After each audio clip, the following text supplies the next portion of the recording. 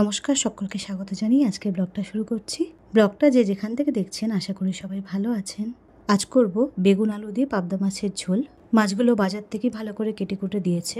প্রথমে মাছগুলো ভালো করে ধুয়ে নিয়েছি, তারপর জল ঝরিয়ে নিয়েছি, তারপর লবণ হলুদ মাখিয়ে কিছুক্ষণ রেখে দিলাম। এবার ওভেনে একটা কড়াই বসালাম, কড়াইটা ভালো করে ধুয়ে নিয়েছিলাম। কড়াই গরম হলে তার মধ্যে তেল দিয়ে তেলটা গরম হলে মাছগুলো ছেড়ে দিলাম। পাবদা মাছ ভাজার সময় ফাটে, এটা সাধারণ সমস্যা। এই সমস্যা এড়ানোর জন্য মাছ ভাজার সময় মাছগুলো তেলে ছেড়ে একটা ঢাকা দিয়ে দিলেই হবে। আর মাছ ছাড়ার আগে তেল ভালোভাবে গরম করে নিতে হবে। তেলে মাছ ছাড়ার সময় মাছের গায়ে যেন জল না থাকে। তেলে মাছ ছাড়ার পর বেশি নাড়াচাড়া করা যাবে না। একদিক ভালোভাবে হয়ে গেলে তারপর আরেক দিক উল্টে দিতে হবে। এইভাবে প্রতিটা মাছ ভেজে তুলে নিতে হবে। এবার ওই একই তেলে দিলাম 1 চামচ কালো জিরে। কালো জিরের ভাজা গন্ধ বের হলে তার মধ্যে দিলাম আগে থেকে কেটে ধুয়ে রাখা আলু। আলুগুলো একটু ভাজা ভাজা হলে তার মধ্যে আগে থেকে কেটে ধুয়ে রাখা বেগুন দিয়ে দেবো। 4টে কাঁচা লঙ্কা চিড়ে দেবো। একই সঙ্গে 1 চামচ হলুদ, 1 চামচ লবণ, 1 চামচ জিরের গুঁড়ো আর সামান্য লঙ্কার গুঁড়ো দেবো।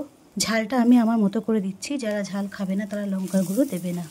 এই সব কিছুর মধ্যে আদা বাটা দিতে ভুলে গিয়েছিলাম, তাই বেগুন আলু সরিয়ে মাঝখানে একটু জায়গা করে আদা বাটা দিয়ে দিলাম। আদাটা ভালো করে একটু কষে নেব যাতে কাঁচা গন্ধটা বেরিয়ে যায়। এবার আলু, বেগুন, কাঁচা লঙ্কার সঙ্গে সব মশলা একসঙ্গে একটু কষে নেব, তারপরে জল দিয়ে দেব।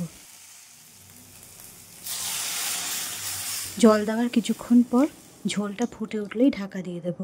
ভাপে ভাপে আলুগুলো সেদ্ধ হয়ে যাবে। আলুগুলো সেদ্ধ হলে এর মধ্যে 1 চামচ চিনি দিয়ে দেবো আর সামান্য গরম মশলার গুঁড়ো দেবো। তারপর একটু ফুটিয়ে মাছগুলো দিয়ে দেবো। মাছগুলো দিয়ে আবার ঢাকা দিয়ে কিছুক্ষণ ফুটিয়ে নামিয়ে নেব। পাবদা মাছ বা বাটার ফিশ এক ধরনের ক্যাটফিশ। এটি মিষ্টি জলের মাছ। এ মাছ পুকুরে চাষ হয়। এই মাছ খেতে খুবই সুস্বাদু। এ মাছের গায়ে একটুও আঁশ থাকে না এবং চ্যাপ্টা শরীরের জন্য পরিচিত। পাবদা মাছের যে কোনো রান্নাই খুবই সুস্বাদু হয়, সে ঝোল হোক আর ঝাল হোক। আমাদের পাবদা মাছের ঝোল তৈরি হয়ে গেছে। একটা পাত্রে ঢেলে নিলাম। এ মাছের স্বাদ মাখনের মতো, তাই এর নাম পড়েছে বাটার ফিশ। খুবই সুস্বাদু এবং কাঁটা নেই বললেই চলে। গরম ভাতের সঙ্গে পাবদা মাছের ঝোল খুবই ভালো লাগে। চলুন ব্লগটা তাহলে এখানেই শেষ করলাম। ভালো লাগলে অবশ্যই জানাবেন কমেন্টে। ভালো থাকবেন। নমস্কার।